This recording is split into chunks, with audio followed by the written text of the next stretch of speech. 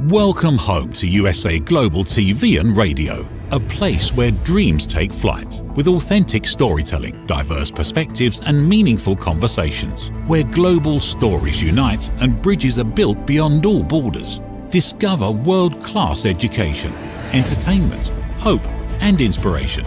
Together, we're building bridges worldwide. Subscribe to our channel, USA Global TV. Download our app, USA Global TV. Be our guest or join our team. Visit usaglobaltv.com. Thanks to our founder and executive producer, Dr. Jacqueline Kerbeck. Music score by Yeffy Tang from Cloud Road Music. Voiceover artist Mike Porter. Creative direction by Paul Garcia. USA Global TV and Radio. Your home for global connection. All rights reserved. This video and its contents are the exclusive property of USA Global TV and Radio. Unauthorized use, duplication or redistribution in any form is strictly prohibited.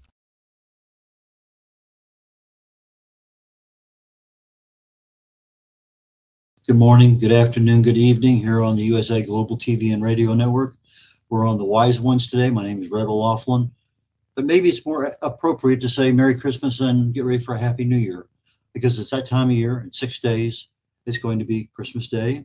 And yes, we will have a show the day after Christmas, which is 1 week from today. I'm looking forward to having the Corner Bookstore, the Wise Ones, and Talking Heads. Those are the 3 shows I do every Thursday. But today on the Wise Ones, I have a special guest, somebody we've never had a career on the last 3 years that we've been doing this. And Jon Gorosh is a friend of mine here in the Houston area. He doesn't live very far from me. Back before COVID, we used to bump into each other periodically at various networking events. And in the process of trying to bring people into the world of wisdom and how can we help others, Jon's in a unique business. He's a mobile notary. He's a certified notary signing agent. He's busy. His office hours are literally 7 days a week, 9 to 9. He's part of a best-selling book author, lots of things. So today we're going to learn a little bit about notary and another thing that he's been involved here recently that he wants to share. So Jon, please join me. How are you? Exceptionally well, as always. Okay, for our listening audience, for our video audience, go ahead and pronounce your first and last name for me, just so we make sure we get that all correct. Sure. That's Jon Gorosh. Gorosh. Okay. Gorosh. Correct. Okay. Mobile notary, you've been doing that, what, 15 years or more, it seems like? Oh, yeah. It started in 2009. And what's the difference between just being a mobile notary and a certified notary signing agent? Well, a mobile notary means I come to the client, may it be their office, their home, nursing home, wherever they wish to meet to have the documents notarized. A loan signing agent has to do with real estate documents. So I can do real estate documents, I can do the wills, power of attorney, whatever document needs to be notarized. Okay. I made a few notes here about things to kind of ask you, and I'm sure I'm not going to cover the things that I can't think of, but regardless, as we get toward the end of it, I'm going to ask a question. What should I have asked you that I didn't? And that'll give you a chance. So as you're going through and you're thinking, is he going to ask me about this? But, anyway, just kind of hold that in the back of your mind. So I guess the first basic question for most people is, I'm getting something notarized. How do I prove I'm me? What identification do I need? What satisfies a notary?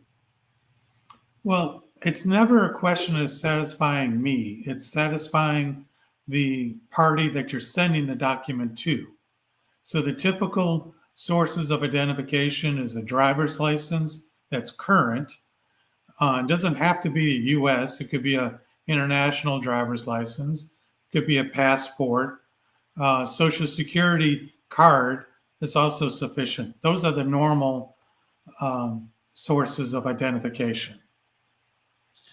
Okay, so if I have a Texas driver's license, but it's expired, does that affect the validity of that identification? No, it won't work for most cases.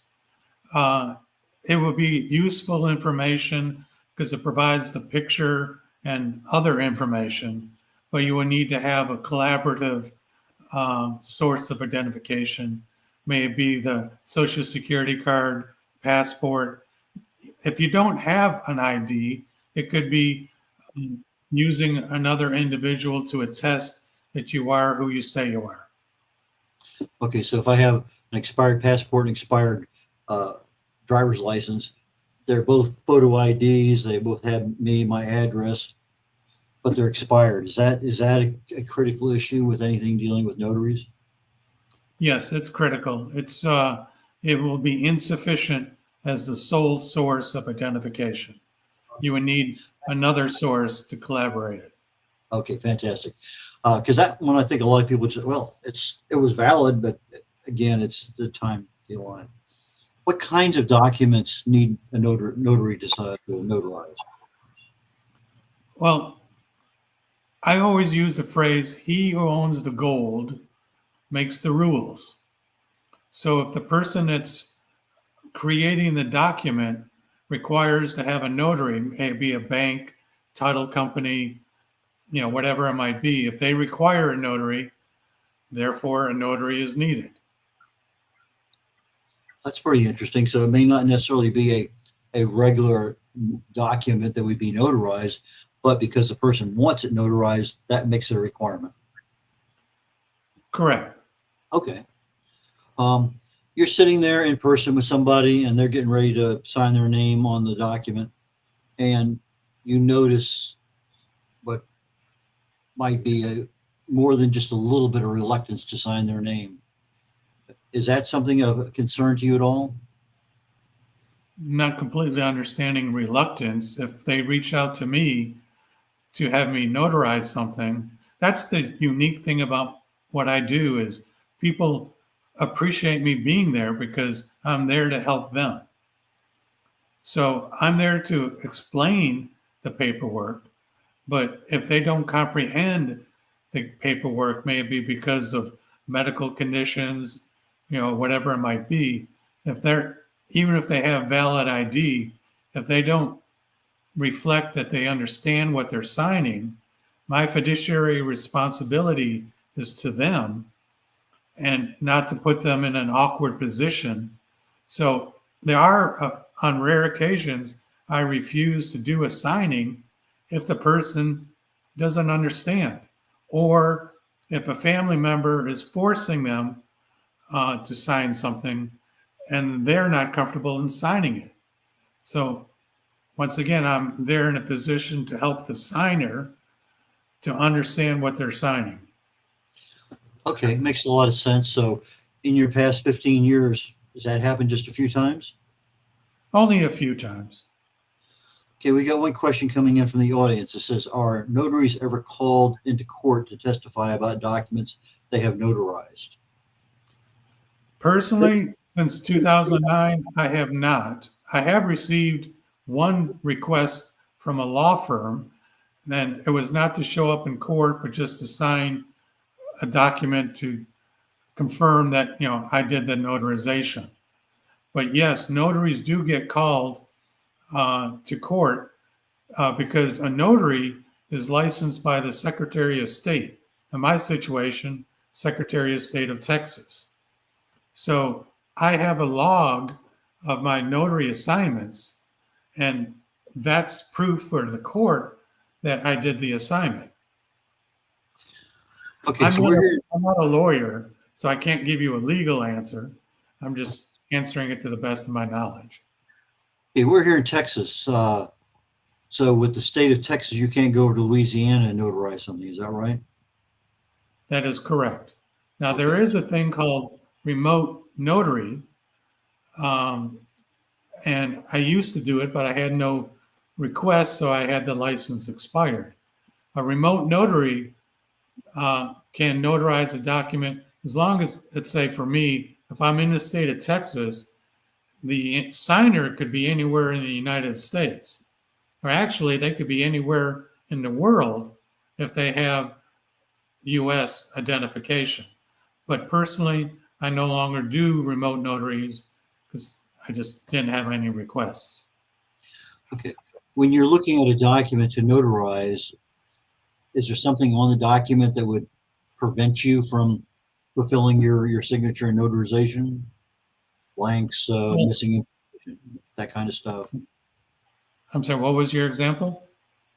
Blank, missing information, whatever, or erroneous information on there that you know it's erroneous. I'm sorry, I got the gist of your question, but you're fading. You went I'm mute. sorry. Okay. If there's a blank on the form, that there should be something there. Is that something that you say, I can't notarize this because this is missing? Since I'm not a lawyer, I don't pass. I understand your question. Since I'm not a lawyer, I don't pass judgment on the words in the document, but I do make sure that the document is fully completed. So if I see, missing information, then I review it with them to have all the lines, all the blanks filled in. Okay. What about relationships? Can my wife be a witness on my signature? Is there any restriction on relationships and witnessing? Well, let's use a common example of a will signing. So, in the state of Texas, it is my understanding, I got to phrase it that way because I'm not a lawyer. It's my understanding in the state of Texas, when signing a will, it requires 2 witnesses. So for a will signing, one of the witnesses cannot benefit in any sort of way from the content of the will. So your wife can be a witness to signing your will. Well, that's not really a good example because Texas is a community property state. So chances are, unless you have it in that will that my wife does not receive anything, does not benefit in any sort of way by this will, I assume that she could be the witness. But it's just easier to find a next door neighbor that won't have those issues. Are there different kinds of notarizations? Well, I mentioned there's remote notarization. I'm not really visualizing any other sorts of notarizations. Okay, so I have a power of attorney, I have a loan, I have a will, I have title to my car, whatever. So those are all standard notaries. Just sign on the dotted line, put your, whatever they call the thing, the seal, and then. Well, it's a seal. There's no longer a seal. No. Seals stopped being popular a few years ago because they don't photocopy. So I have an ink stamp. When I worked for my dad's office as an insurance way back when, high school, I was a notary, and we had that stamp you had to sit there and push and impregnate the paper with and whatever. But I never understood why they went away from it, but that makes a lot of sense. So thank you for that clarity. Are the fees the same whether you notarize a title change, a will, or a loan? Well, my fees depending on how many places that I sign and put a stamp. Okay. So it's per. Okay, so if I have 15 places that require a notary, that's going to be more expensive than if I just have 3 places that require a notary. Okay. Yes, but I give quantity discounts because I look at my role of a mobile notary as my give back to the community. I'm providing a service. So if it's I'll do a document that requires many notarizations, but I don't charge X per that much. I give a quantity discount. So I always try to keep my prices reasonable. So you could, but your personal philosophy is you give a discount. Okay. I have another question came in from the audience. What kind of qualifications do you have to be a notary, and who would not qualify to become a notary? Well, I can only talk about Texas because I'm a notary in Texas under the auspices of the Secretary of State of Texas. Typically, to qualify to be a notary is you have to have a background check every year. You have to renew the background check to make sure there's no criminal record. So I imagine that would be the major criteria, that you don't have a criminal record, and that you also have a current valid ID. Okay. Makes a lot of sense on that one. Are there any common mistakes that notaries make when they're doing their process for people? Well, there's a thing called venue, VENUE. So that's typically at the top for the notary. It says state of, in my situation, Texas, then county of, wherever that signer is located, I put that county. So the feedback I get from lawyers and other places that give me assignments is a notary forgets to fill out the venue, or a notary forgets to sign. So you need to be, that's why I named my company Always Accurate Notary, because I review the documents a minimum 2 to 3 times to make sure that nothing is overlooked and it's filled out correctly. And you got to make sure that the date is correct, the stamp is legible. And then there's 2 types of notarizations. I might go back to your earlier question. There's a jurat and there's an affidavit. So a jurat, Jurat, these are 2 different things for the notary. A jurat is the signer is attesting that they are who they say they are, and they understand what they're signing. And then the other type is an acknowledgement, where you're just acknowledging who you are based on your ID. Okay.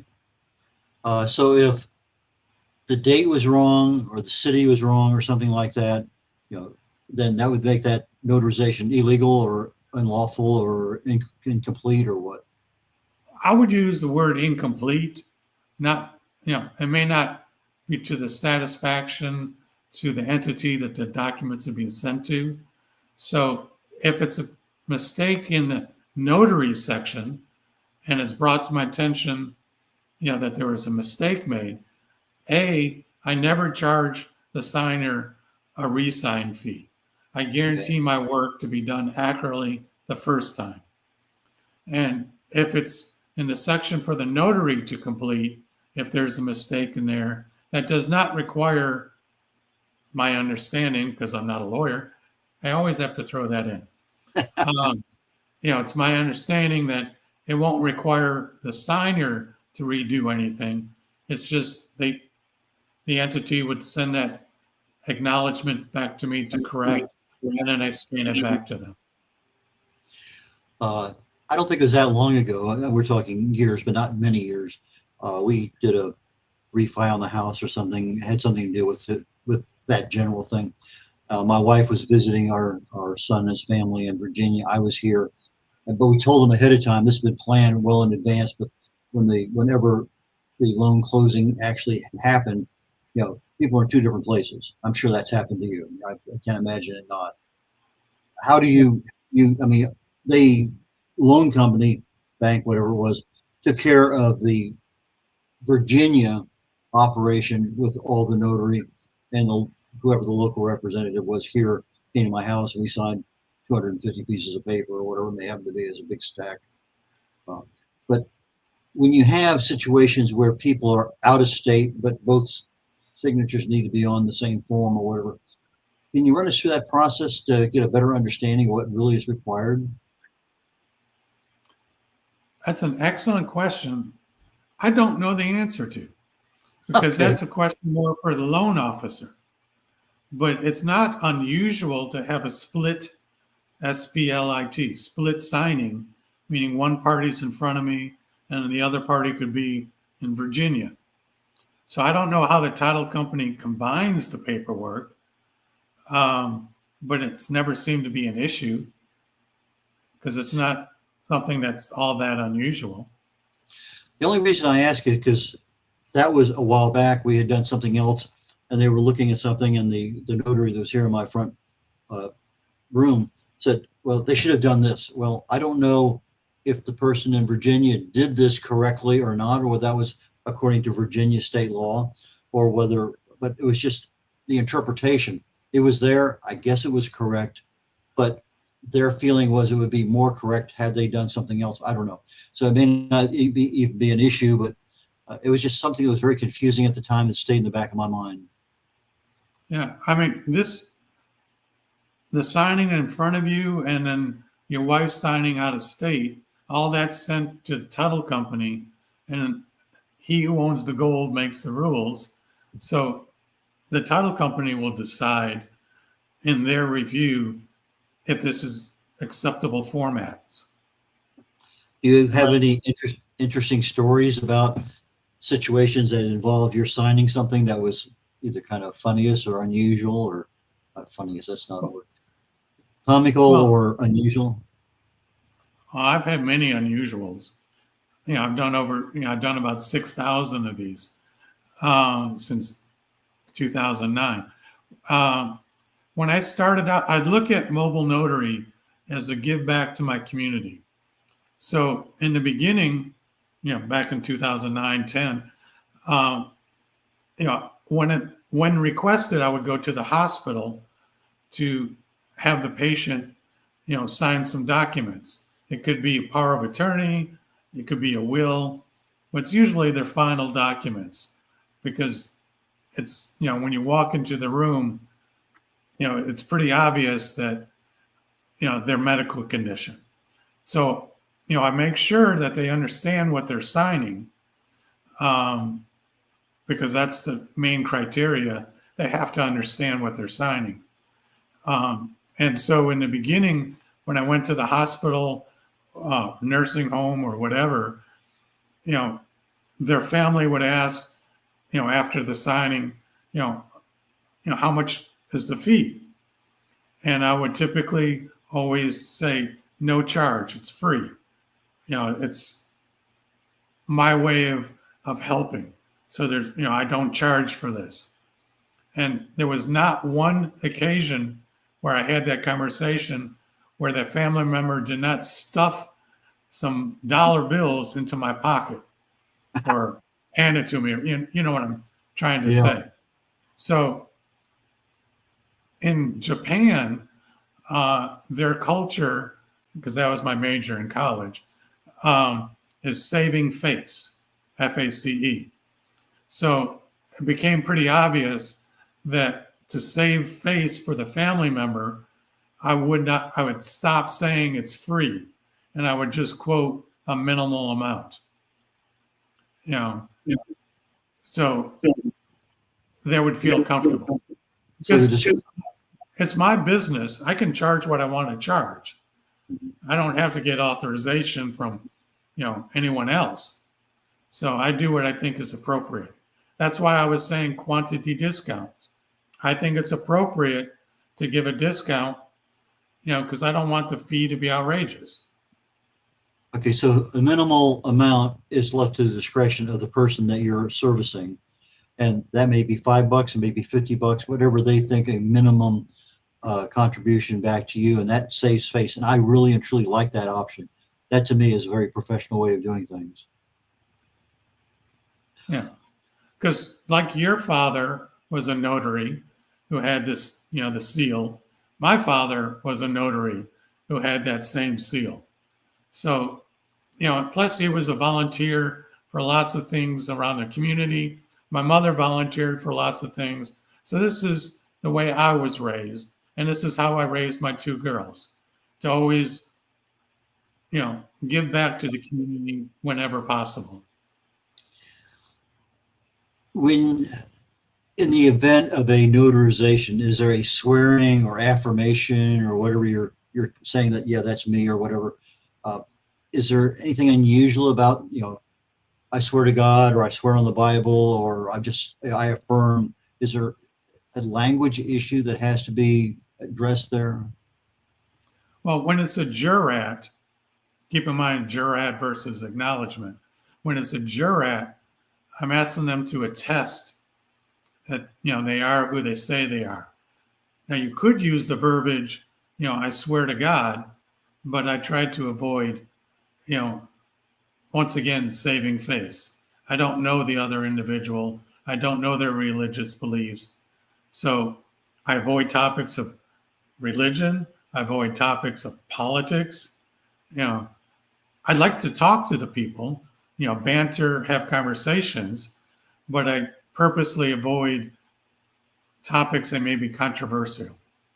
There's a wonderful memory of my childhood. My father was a salesman, and then he had the gift of gab. That's where I get my, tradition from. And above his desk at home was a handmade violin. Didn't have any strings, but it was a handmade violin. And that was a gift from one of his clients, in appreciation, of what they just did. So I always aspire, I'm not looking for gifts, but I always aspire to have it a pleasant, enjoyable conversation with whomever I'm with. My father passed away in 1976. I still quote his jokes from prior to 1976 in almost every one of my signings, because I firmly believe that a person is never truly dead as long as their memory is still alive. And that's how I keep my father's memory alive, by telling his jokes. My daughter tells his jokes. So you show up at a hospital, at a person's home, at their business as a mobile notary. Is there any, I'm going to use the word proofreading, it's not proofreading, but you're doing a proofing of something just to make sure that everything looks okay. What is your typical mind process as you're looking at a document prior to putting your seal on it? I make sure all the blanks are filled in. Okay. And then I look at how their name is spelled. If it's a middle name or middle initial, then as how they're identified, that's how I request for them to sign their signature to reflect how their name is mentioned in the document. So there's continuity. Okay. Are there any age restrictions on people who can have or be a witness or anything like that? Well, I attend lots of ongoing training, never stops, for notaries. So I know what, latest tricks and changes of laws, etc. So there was a notary on a Zoom call commented that she recently had a real estate signing with an individual who was 95 years old. And the gentleman had a 30-year mortgage. So one of the federal guidelines is no age discrimination. So therefore, that document was notarized. Now, they need to be at least the age of 18 to sign a legal contract. And then in a will signing, as long as a witness is over the age of 14, they can be a witness. Okay, so if let's say the will signing, the person has Alzheimer's, how does that disrupt the notarization process? Do you wait till they're lucid, or is there any hope at all if somebody's past a certain level of dementia? When it comes to tests of dementia, that's one of the reasons why I have the banter of conversation, so I can get a feel for their comprehension. I cannot ask any medical questions. So I'm restricted in that situation. But if I get the vibe just from a normal conversation, and it's, I've had scenarios where it was obvious that they had Alzheimer's, and they don't understand the document. There's also a situation because my mom's mom had the same situation in her nursing home. There's called sundowning, like sunset, sundowning. So for some individuals, when it gets later in the day, their ability to comprehend goes down. So if it looks like they're sundowning, I just make a request. I can come back in the morning if that would work better for you. But there have been situations where, it was through the conversation, they did not seem to be understanding the document, or it was obvious that a family member in the room was saying, go ahead, sign. I already explained this to you. Go ahead, sign. Well, that's duress. That's another reason, lack of comprehension of the document and under duress. So in those situations, if there's duress, I ask the family member, please leave the room. Because once again, my fiduciary responsibility is to the signer. So if they're under pressure from somebody else, I change, the attendance in the room to make it more comfortable for the individual. There are rare occasions, while I do not notarize a document because it was duress or lack of comprehension, sundowning, etc. I had one situation in a hospital where it seemed like they were sundowning, and because they kept falling asleep while I was standing in front of them. So I explained to the family members, happy to come back the next day. Just let me know, when the person is awake and ready to do this. And then when I called back the next morning, that individual passed away during the night. So once again, it's fiduciary responsibility, and I'm not obligated to satisfy the family member or any other party. I'm there to work with the signer. Okay, I know one of the things you wanted to cover was this other business you happen to be in, My Life and Wishes Apostille. I know we only have a few minutes left, so why don't we go in that direction, and here probably about 5 minutes we'll be wrapping things up. Okay, so apostille is when I'm notarizing a document. It's typically face-to-face, in the state of Texas. Apostille is for a document. Let's say you're getting married in another country, and that other country requires a document to be apostilled. So to do that document is for that document to be sent overseas. So I can notarize it, but then I send that document to the Secretary of State in Texas, if the signing is in Texas, and to have the Secretary of State to give it the apostille stamp. So that's typically for documents required for overseas. It could be a student, with their student records, to be sent to, applying to attend a university overseas, or a wedding. Those are usual. There's multitudes of examples, but those are the usual ones for the document to be used outside of the United States. And then in the remaining few minutes, I'm a partner with My Life and Wishes.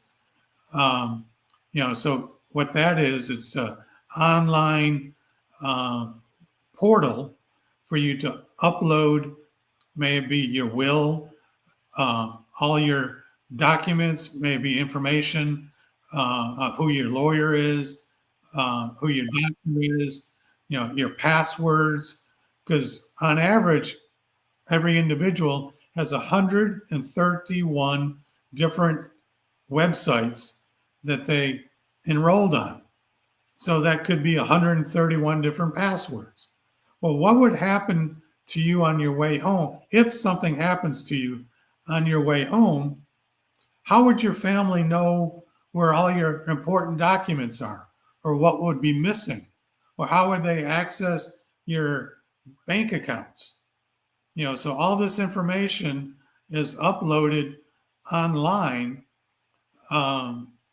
through the Legacy Vault. So, if you go to my website, alwaysaccuratenotary.com, I have, all this that we talked about, plus greater detail for my life and wishes. Yeah, there's the website. We are mobile. We come to you. One other question that came in from our audience says, how do you keep yourself safe when going to people's homes?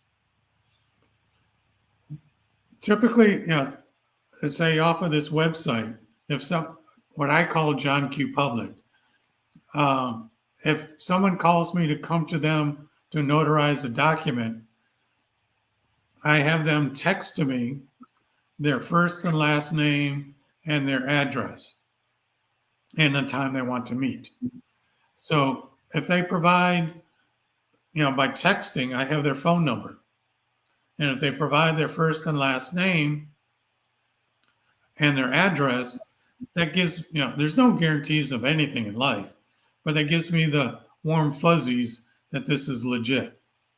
Now, if it's not someone that's contacting me through my website, but if it's a title office or if it's a law firm and they're asking me to meet their client, well, that law firm or title company had already vetted that signer. So that gives me another source of warm fuzzies that my life is not in danger. Okay, we're getting toward the end of the show. How do people get in touch with you, John? Well, you can reach out to me through this website, and my phone number is 713-854-4465. So they can call me, they can text me. I'm also on WhatsApp using the same phone number. Okay, so your website for our audio audience is https always accurate notary, no spaces, always accurate notary.com, and that they can get any other information they need on you from there. Correct. Is there anything I should have asked you that I didn't before we depart for the day? Well, I have one question for you. Go. What's the winning numbers for the next lottery? Jedno, dva, tri, čtyři, pět, šest, sedm, osm, the daisy. Yeah, that's what I thought you would say. Okay, just make sure we're aligned on that one. Anyway, Merry Christmas. Happy New Year. John, thank you so very much for joining my show. And as always, you're welcome back again on this show or on the Corner Bookstore, since you are an author in a book. We never get a chance to talk about that today. So best wishes to you in 2025 for you, your family, your business.